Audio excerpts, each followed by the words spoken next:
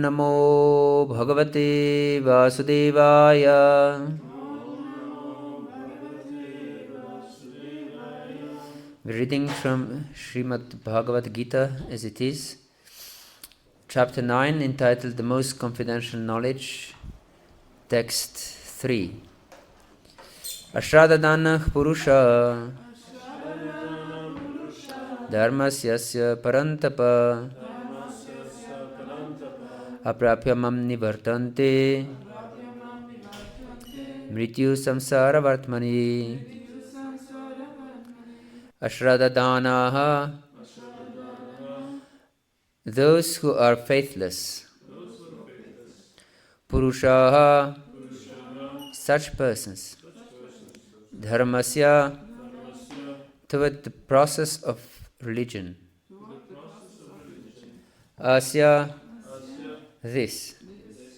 Paramtapa, O killer of the enemies. Aprapya, without obtaining. Mam, me. Nivartante, come back. Mrityu, of death. Samsara, in material existence. Vartmani, on the path. Translation and purport by His Divine Grace Srila Prabhupada Ki. Those who are not faithful in this devotional service cannot attain me, O conqueror of enemies. Therefore, they return to the path of birth and death in this material world. Purport. The faithless cannot accomplish this process of devotional service. That is the purport of this verse. Faith is created by association with devotees. Unfortunate people, even after hearing all the evidence of the Vedic literature from great personalities, still have no faith in God. They are hesitant and cannot stay fixed in devotional service of the Lord. Thus, faith is a most important factor for progress in Krishna consciousness. In Chaitanya Charitamrita it is said that faith is the complete conviction that simply by serving the Supreme Lord Shri Krishna, one can achieve all perfection. That is called real faith. As stated in Śrīmad Bhagavatam 4.31.14, Yatataror mula nishechanena tripyanti tatskanda bhujopashaka branoprahara chaitindriyanam tateva sarvarhanam achutijya. By giving water to the root of a tree, one satisfies its branches, twigs and leaves, and by supplying food to the stomach, one satisfies all the senses of the body. Similarly, by engaging in transcendental service of the Supreme Lord, one automatically satisfies all the demigods and all other living entities. Therefore, after reading Bhagavad-gītā, one should promptly come to the conclusion of Bhagavad-gītā. One should give up all other engagements and adopt the service of the Supreme Lord Kṛṣṇa, the personality of Godhead. If one is convinced of this philosophy of life, that is faith. Now, the development of that faith is the process of Krishna consciousness. There are 3 divisions of Krishna conscious men. In the 3rd class are those who have no faith. Even if they are officially engaged in devotional service, they cannot achieve the highest perfectional stage. Most probably, they will slip after some time. They may become engaged, but because they haven't complete conviction and faith, it is very difficult for them to continue in Krishna consciousness. We have practical experience in discharging our missionary activity that some people come and apply themselves to Krishna consciousness with some hidden motive, and as soon as they are economically a little well situated, they give up this process and take to the old ways again. It is only by faith that one can advance in Krishna consciousness. As far as the development of faith is concerned, One who is well versed in the literatures of devotional service and has attained the stage of firm faith is called the first-class person in Krishna consciousness. And in the second class are those who are not very advanced in understanding the devotional scriptures, but who automatically have firm faith that Krishna Bhakti or service to Krishna is the best course, and so in good faith have taken it up. Thus they are superior to the third class, who have neither perfect knowledge of the scriptures nor good faith, but by association and simplicity are trying to follow. The third class person in Krishna consciousness may fall down, but when one is in the second class, he does not fall down. And for the first class person in Krishna consciousness, there is no chance of falling down. One in the first class will surely make progress and achieve the result at the end.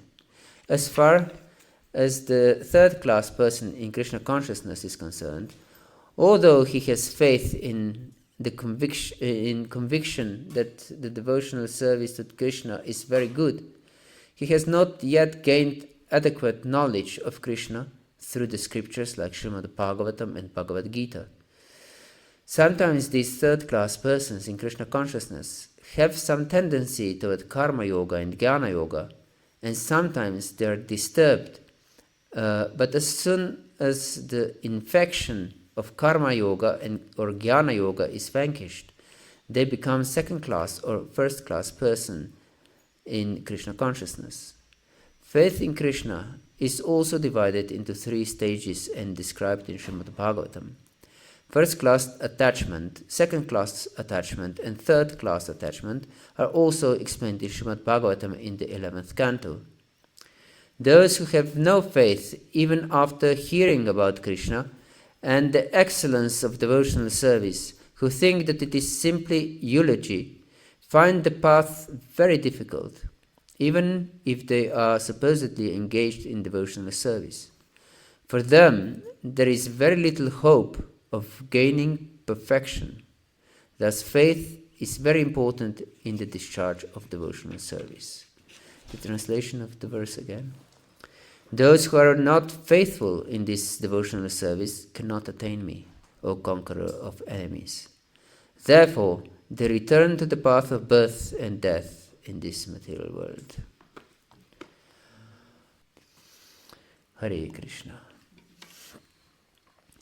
So, this verse is wonderfully fitting in our discussion on Gṛhastha Āśrama and confirms about what we have spoken this morning, that one has to acquire very good scientific ground in devotional service, that he should know tattva of bhakti very well to develop proper faith. Because we should know that faith is not something unscientific, one may think. Because it is explained that everyone has certain faith in life, every living entity. Actually, from the small child to the end of life, we have faith. Even when we go to school, we have to have faith what we are explained in school. Otherwise, we cannot accept anything, isn't it? Yes. So, who has scientifically researched every information received in school? No one. So, actually it's accepted blindly. Yes, that's true. Yes. Not scientifically. Scientifically means doubt. You have to research and confirm the truth. Yes, by your experiment. So we can see that Bhakti Yoga is the ultimate science. You have to undergo your own experience, experiment. Otherwise, you are disqualified to attain knowledge of tattva, actually. Yes. So you have to scientifically apply knowledge in your own research. Therefore, the Vedas don't support spiritual laziness. Yes. Etavat eva jigyasan tattva jigyasunatmana anvaya vyatirikabhyam yat syat sarvatra sarvada. It is explained in Chatur Shloki of Śrīmad Bhagavatam that one has to inquire about absolute truth in all circumstances, directly and indirectly, and at all times. Yes, so we have to research. We have to, and this searching for absolute truth is not just dry knowledge or information, but actually proper knowledge of absolute truth is to develop love for the Lord. That means to apply practically in devotional service and begging the Lord, please accept me, accept my service, please reveal yourself to me, please purify my heart. I want to know you, I want to love you. This is my goal in life. I don't want anything else. And if our Gṛhastha life is not based on such attitude, it will be just materialistic. Yes, and materialistic life means suffering. There is no other way to avoid suffering than bhakti, than service. Yes, one can be perfect in some psychological knowledge or anything, but if he's under the modes of material nature, he will definitely suffer. Yes, he will have expectations from the other person, and so on. So as long as we have personal selfish interest, and everyone has personal selfish interest as long as we are not pure devotees, we will definitely suffer. Yes. Therefore, here Prabhupada mentions in the purport that there are third-class devotees, second-class devotees, and first-class devotees. And many times we hear that we have to rise to Madhyama platform. Have you heard this? But we have to rise to Uttama platform, actually. We shouldn't be satisfied with something in between, with Madhyama platform. Madhyama, of course, is very good. One should rise to Madhyama platform, not stay on Kanishta platform. But we shouldn't be satisfied with Madhyama platform. We have to become first-class devotees. Yes, definitely. If you want to achieve success, as here Prabhupada he says, yes, one in the first class will surely make progress and achieve the result at the end. Yes. So one has to become first class. Don't be satisfied, stuck somewhere in between. Yes, this is very important understanding, because if there is so much stress to rise on the Madhyama platform, then we will not have this aspiration to go really deep in our relationship with the Lord. Yes. Then we will stay on this sadhana platform mentality. Yes, I perform devotional service, I chant poorly, and I'm catching my rounds all day long. And this is enough for me. But it is not. Heart is hankering for something more. Heart is hankering for pure love, unobstructed love, unlimited love.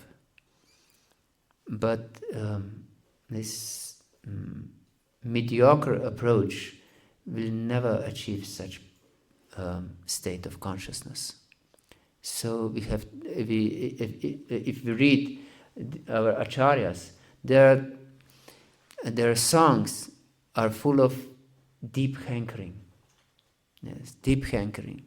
Please, my Lord, I want to serve you, I want to love you. Please help me. I'm completely helpless in these waves of material life. Yes, Narottam Das Thakur, for example, he was endowed with pure love of Lord Chaitanya. That means pure love of Srimati Radharani for Krishna. And he is praying in Prima Bhakti Chandrika, I'm afraid that I will not be able to cross over the obstacles in devotional service. Therefore, I pray constantly. He prays constantly that he will be able to cross over the obstacles. So what is our position? If Narottam Das Thakur, endowed with love of Srimati Radharani, is praying like this. So this should be also our approach. And it is very important to understand that such mentality is crucial in Gṛhastha ashram. Yes. If we don't have such mentality, then our life will be material. Yes. We will not try to go deep. We'll just try to, if at all, just to finish our duties in devotional practice. Just finish my rounds. Just finish my worship of the Lord. Just finish this. Just offer something and that I can eat. Yes. My devotional life will be completely superficial, without any depth. So actually it's empty. This superficiality means emptiness, without substance.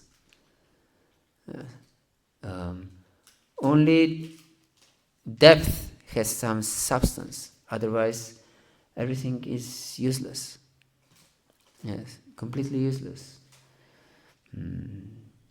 This mechanical approach, I have seen so many devotees having mechanical approach in their life. And as Prabhupada says, they will most probably slip in some time. Yes. Because we are living entities of pleasure, of happiness, ananda mayobhyasat. This is our nature. We cannot go around it. We have to have some pleasure, some happiness.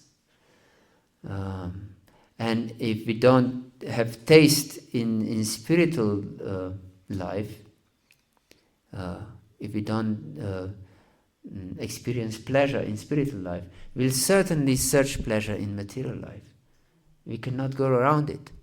So we have to develop taste for bhakti, deep taste for bhakti, and conviction that this is the only way to achieve real success and happiness. Otherwise, we'll definitely search it in material life, especially because we are accustomed for search for happiness in material life from time immemorial. So we believe in happiness, deeply believe to achieving happiness in material life from time immemorial. Although we were unsuccessful all the time, life after life. But still, we are accustomed to trying, yes, to achieve it. So, therefore, this devotional life is the basis of Gṛhastha ashram also. Therefore, this ashram. If we don't have such attitude and deep desire to connect with the Lord on the most deep levels, our Gṛhastha life will be material. Yes, will not be ashram, actually. Just fulfilling our duties in spiritual life, just to finish our rounds, this will not help us in any way. Yes. If we'll just try to finish, what will we accomplish? Our rounds will be finished. And that's it. Yes. But no connection. No connection. And therefore, it has little use in our spiritual progress, such approach. Don't be such mediocre devotee. Go deep. And your family life will be perfect. And also children. If they see, because children are Gṛhastha-dharma. If one is not willing to have children, why would he enter Gṛhastha ashram? Yes. It is mentioned in Shastra by our acharyas also that having children is Gṛhastha-dharma. So, by having children, we pay our debt to our forefathers. Yes.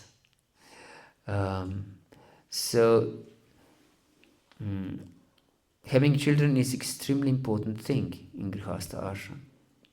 But if we don't have such deep faith in the process, as here it is mentioned, how important it is, then we cannot give this mood to our children. Children are very intelligent. They don't need our words. They see our heart. They see our action and they see our heart. And if they'll see that spiritual life is a burden to you, then I have to finish my rounds. And we have to go to the temple on Sunday, at least once a month, or something like this. Then they will see you don't have real faith in bhakti. You're just burdened with it. But I don't want to be burdened. I want to be happy. This is natural state. We all want to be happy. We don't want to be burdened. Is there any of you who want to be burdened? No, not even one. No one wants to be burdened. Everyone wants to experience some pleasure. Yes, but there is no pleasure without taste. Yes, so, and there is no taste if we don't absorb ourselves. Everyone has this experience. If he eats something in haste, that you don't taste anything. After you have finished your meal in haste, you have something to important thing to attend, and you are in a hurry, and you eat something very in hurry, and after you have eaten, you realize that you haven't tasted anything. Do you have such experience? Yes. So yes, we have to be present when we do something to experience it. So we have to connect. We have to go deep in our spiritual life. Only then we can taste. And only with taste, then attachment can develop. One is attached to pizza because it tastes good, isn't it? If there wouldn't be a tasteful pizza, we wouldn't be attached to it, isn't it? Yes. We would be very quickly detached. Yes, so we have to have taste to be attached.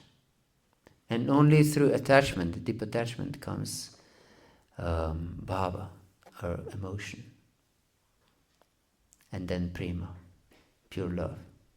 So yes, this is very important. So proper understanding, and the next yagya in Gṛhastha ashram we mentioned is different yagas, is Deva yagya, worshipping of the Lord. Lord Kṛṣṇa mentions this worshipping of God, or practically himself, in 17th chapter of Bhagavad-gītā as austerity of body. Is Deva Dvija Guru Pragya Pujanam Shocham Arjamam Brahmacharya Mahimsacha Shariranta Bhauchate. And he explains Deva Dvija Guru Pragya, that we should worship the Lord brahmanas, guru, and our superiors, like father and mother, and so on, senior devotees. And we should be very clean, and simple also, Āśrama. We should have simple life, yes, not complicated life, not struggle for having more and more money.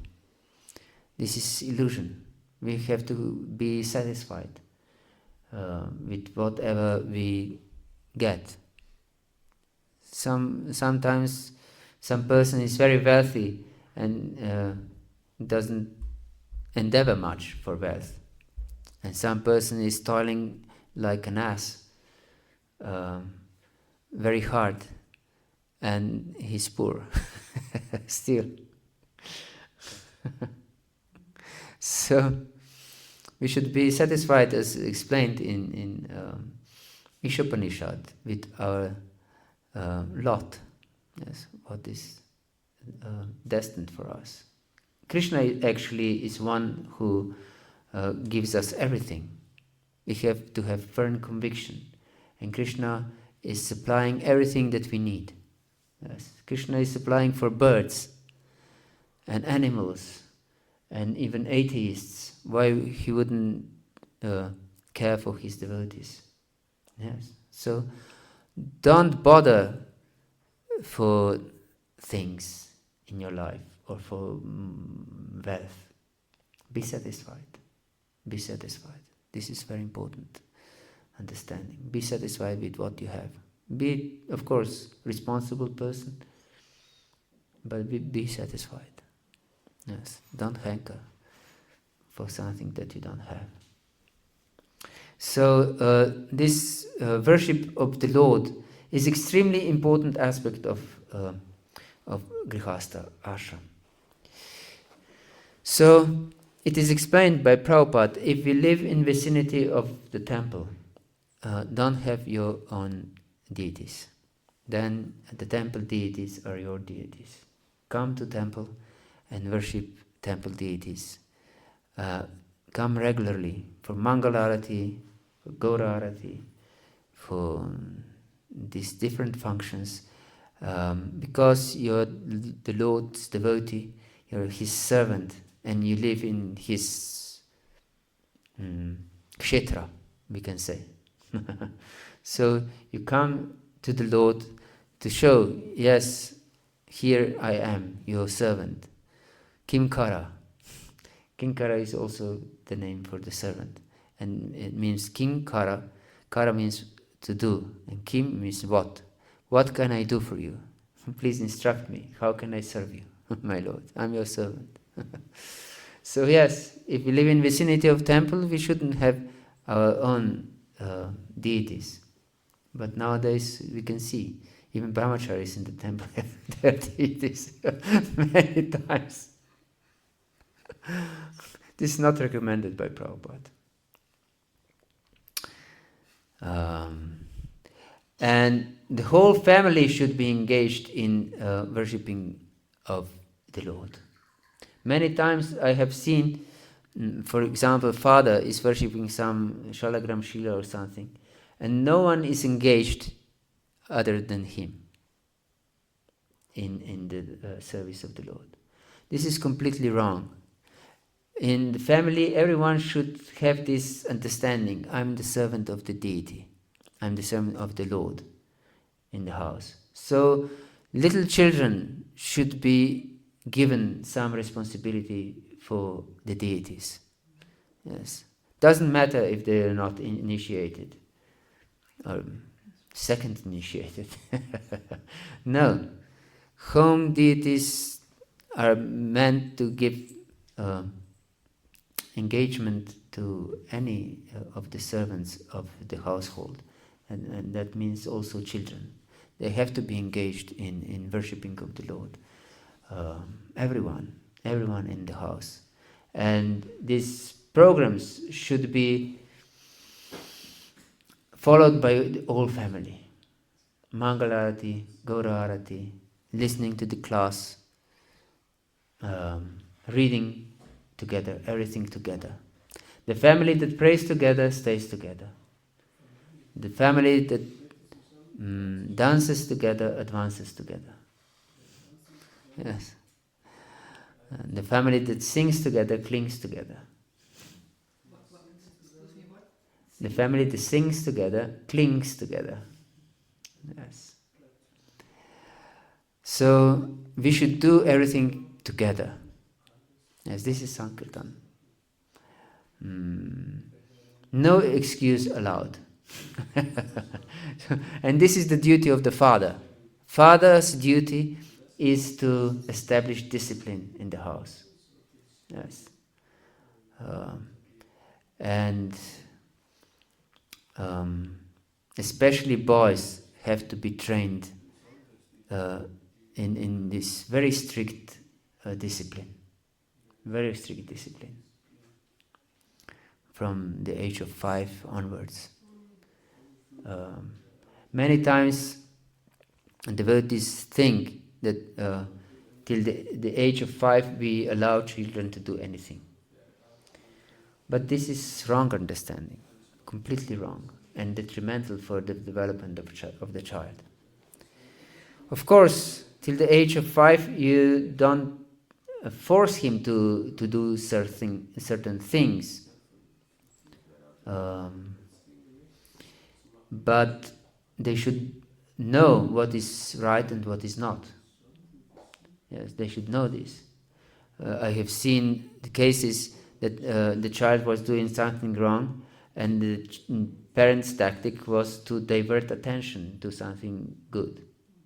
But this is craziness, because then the child doesn't know that this particular thing is wrong. Yes, and he does nonsense all the time. The child should know what are the rules in the house. Yes, he should know this. This is responsibility of the parents. But of course, he doesn't have certain engagements till the age of 5. So he's not demanded to chant, for example, certain rounds till the age of 5. But that doesn't mean that we don't teach them chanting. We should teach the child chanting even before conception. Yes, that means that it's extremely important that we chant with proper attitude. This is teaching our children chanting even before conception. And then mother and father both should chant during the pregnancy regularly with proper attention.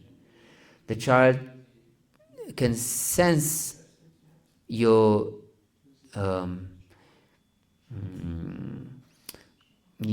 attitude towards chanting, even when in the womb.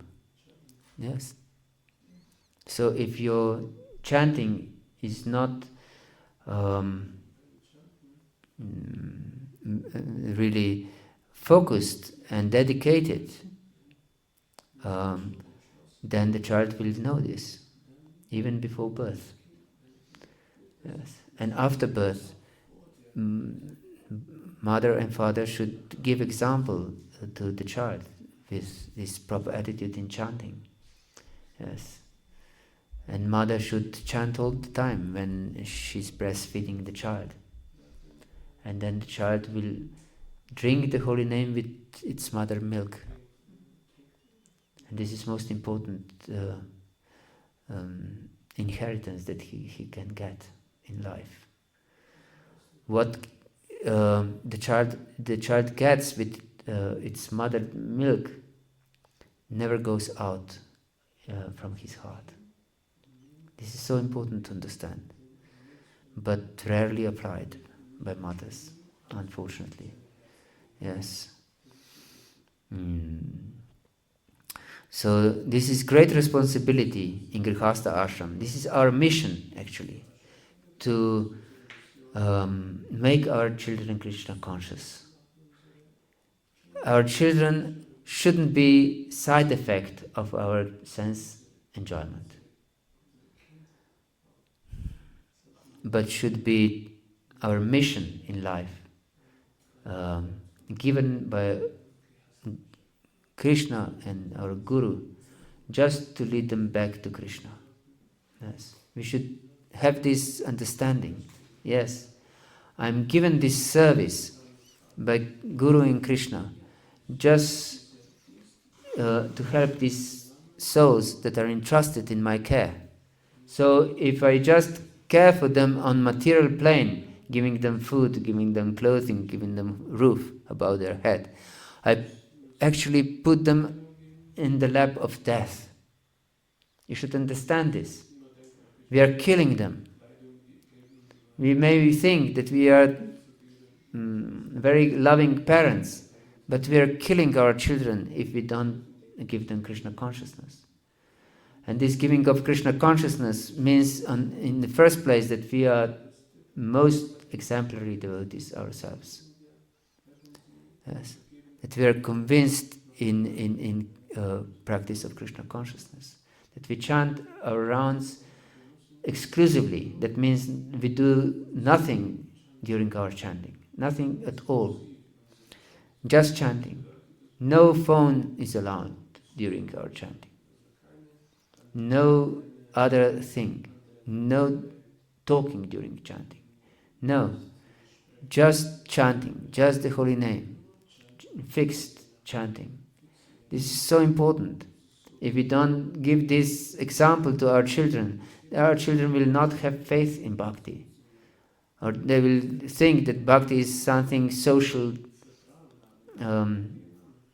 function. Just come together for some Govardhana puja festival and have nice prasad and that's it. Yes. They will not go deep. They will think that this is religion of my parents. Yeah. And this is completely against their interest. Yes. Their interest is to become perfectly happy.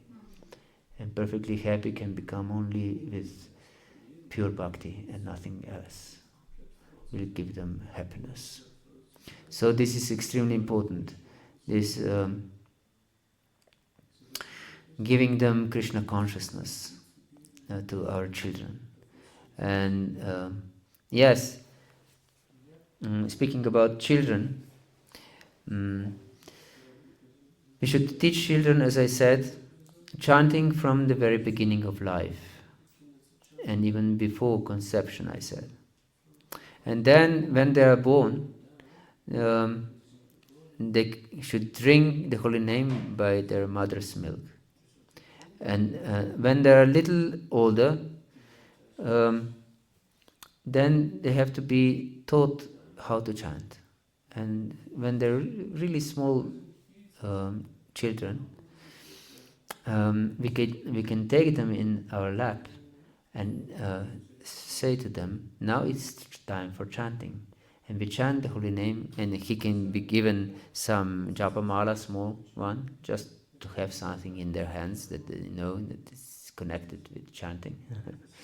And we can chant on the ear of the child, Hare Krishna, Krishna Krishna, Hare Hare, Hare Rama, Rama Rama, Hare Hare.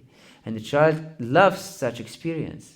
He's in the lap of a loving parent, and he's chanting softly in my ear, and he's listening to this chanting. Yes, with great pleasure. And when he has enough, he can go and play. No problem. But when and this should be every day's practice. Yes, now it's time for chanting. And he will enjoy, and he will get this sadhana routine. Yes, every day is the time for chanting. He will understand. And when he's 5, this is not something new,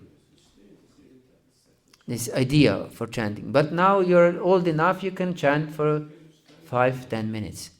Not on rounds, because if we teach them to chant rounds, we'll teach them to cheat.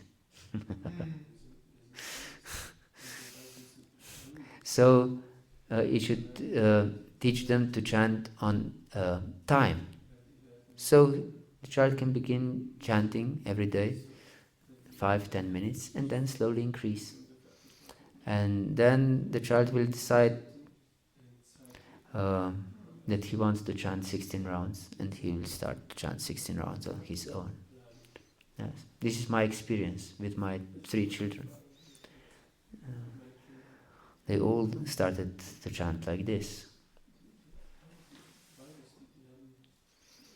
And they all chant. They're all initiated now. Devotees. And one of the boys explained, because mother always chanted during breastfeeding. And even when he was not breastfed anymore, he still was sitting in the lap of the mother, and he leaned his head on her chest and just listening to the Mahamantra. And he enjoyed the experience. Yes. There was echoing Mahamantra in her chest. Hare Krishna, Krishna Krishna, Hare Hare, Hare Rama, Rama Rama, Hare Hare. And this was very pleasant experience for a child. So if a child has such impressions, such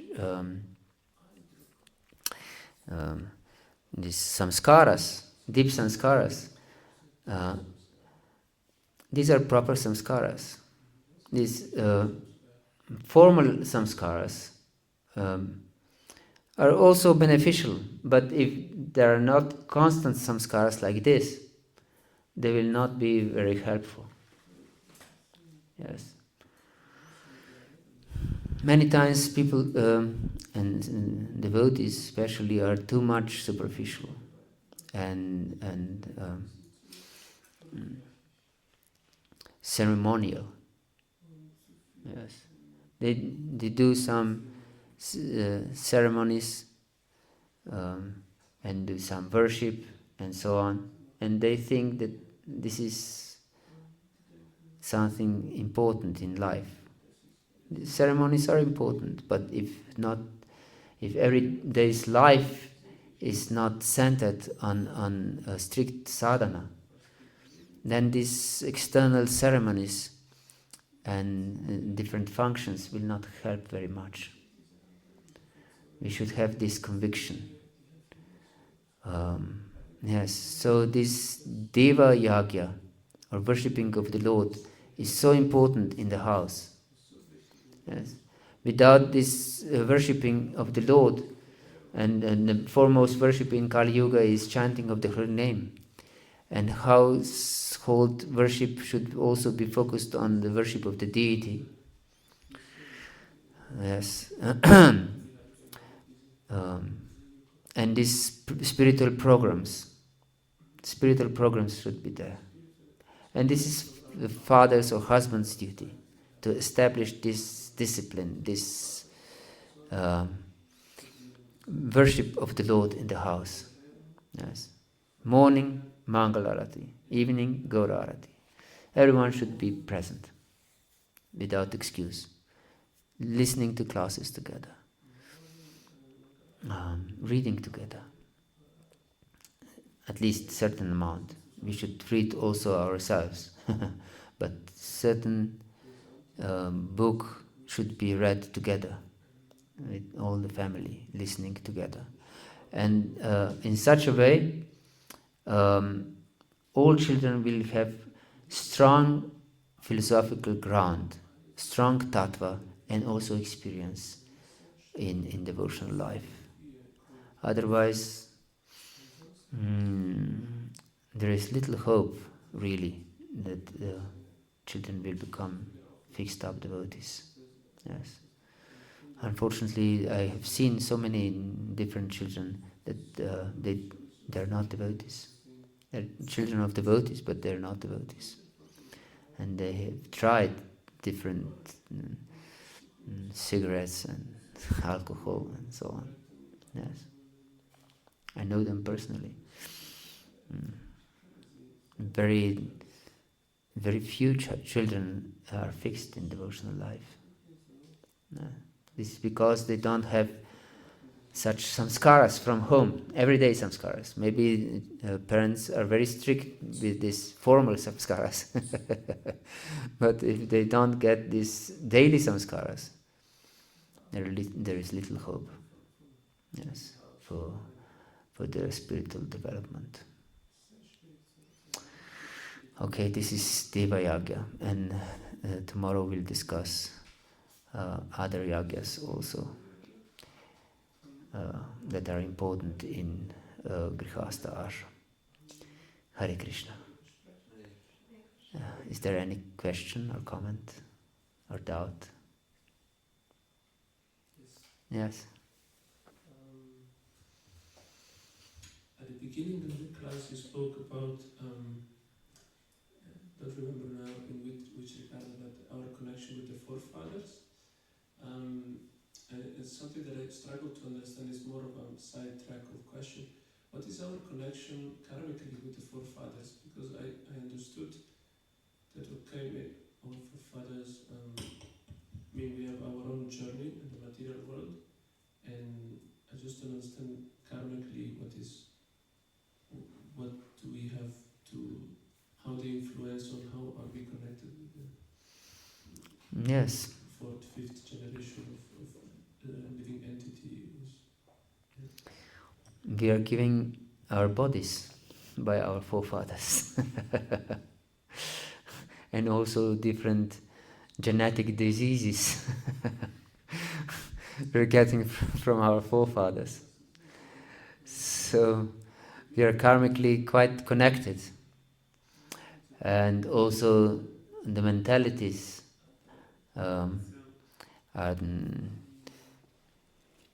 carrying on from one generation to the other, and different traumas also are transmitted through generations. So we are quite connected to our forefathers, and it is explained that no one can repay that to their parents in Shastra. Yes, because we were given life and being cared for by our parents, and not just life, and we were given love, otherwise we wouldn't be alive. Yes, so we are very much connected to our parents. That doesn't mean that we compromise our devotional life if our parents are not devotees. But we should give them proper respect and service needed, and help them also to come closer to devotional life, if not with anything else, just by our example. Yes. And if they are really against our Krishna consciousness, we can serve them by avoiding them. Yes. But we should be grateful to our parents, even if they are not supportive of our devotional life. Yes. They dedicated in a certain way their life for our benefit. Yes, and definitely helped, even if they are against our Krishna consciousness. They helped us in our Krishna consciousness also. We have abilities to read and write. We can read devotional scriptures by their care. Yes. Yes. We can behave in society to a certain degree by their teaching. So we can function in this world by their mercy. And so we can function also in devotional life by their mercy to some degree, even if they didn't try to help us in Krishna consciousness. But we can use their teaching. in Krishna consciousness also. Yes. So we should be grateful to our parents, even if they're not devotees. Yes. Yes, please. Can you give some example or please can you give us some example for the topic the children are allowed to do everything until they are 5 years. So for me, I experience this as a difficulty because I see the children get not really a good education in this case, and how to bring the parents to realize that is not so really the topic to give them everything. You can give them everything they want, but not they're every time right. To teach them a little bit how to behave or what is wrong, what you said. Yeah. Yes. So it's difficult. But it's spread so everywhere. Yeah. So and then the children they are a little bit over. Yes. Yeah. And parents say, okay, it's good. It's the children. It is like this, but they need a little bit guidance. Yes. Yeah, guidance is missing. Exactly. So, Yes. What I see, I took care many years about children under 3 years, and then it's crazy. Yes. To realize they are they are good, but they can decide what they want to eat, but know where they travel, so they decide the whole family life. So they, Yes, exactly. This is extremely important. We have to teach children what is right and what is not, and how to behave and how not to behave. And they shouldn't be given opportunity to decide, I want to eat this, I don't want to eat that. To give such freedom to a little child is actually harm him, because he needs protection, he needs guidance, he wants guidance. Even even if he strongly desires something, parents should be strong in conviction what is right and what is not right for the child. And the child will appreciate this, even if he wants something else. But yes, we should give the children what is right in our conviction. So we should give children food that we think it's proper for their healthy life, not what they want. I have seen many times that children eat sweets and nothing else, practically. And they're pale like a wall, and they don't move outside. Yes. Children should be also learn to walk in the nature. Yes. Long distance. Long distance for a small child is 3 kilometers is already long distance, for example. But they should be taught to go to nature, to move in the nature, yes, to walk in the nature. So this is all very important things. What do you believe that's best for my child? I enforce this to children in certain way. For example, I remember my children, boys, they didn't want to wash their teeth. But I didn't discuss this, if you want or not. I said that you will wash your teeth without any debate. And I washed personally their teeth, even if they rebelled. I didn't care. So certain things should be enforced, because children don't want them. But we should we should decide what is good for children and what is not. Yes. And I have heard so many crazy things that I will allow my child to decide whether he wants to accept Krishna consciousness or not. That means I don't teach them Krishna consciousness at all. So this is craziness. Do I allow children not to eat? That I will allow him to decide himself if the child will eat or not. No. I will give them food because I know it's proper. And you have to have vegetables also, not just sweets, for example. And you don't leave to the child to decide whether he will go to school or not. Yes. That he can decide when he's 18. If he's willing to go to school. No, the child is forced to go to school if he doesn't want to go. Yes.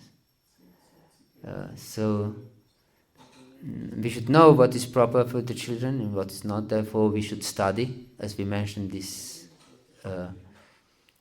morning. Yes. One should have common sense, developed common sense. This is so uncommon to have common sense in the modern days. Yes.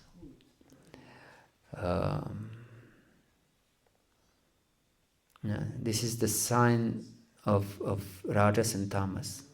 Because in rajas and tamas you don't know what is proper and what's proper. Yes, children should be taught what is right and what is wrong from the very beginning of life. Yes. Don't divert their attention to something else. If they do nonsense, they should be taught, you shouldn't do this. Yes.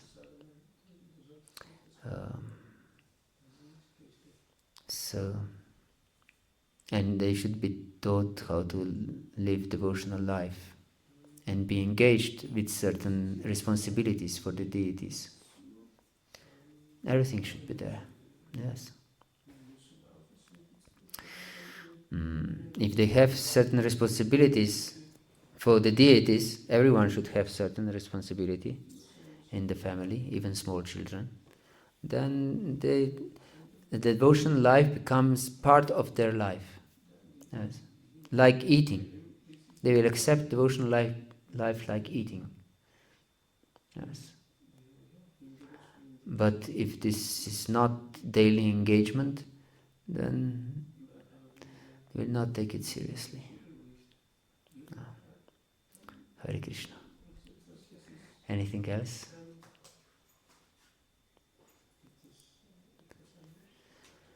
Okay, thank you very much.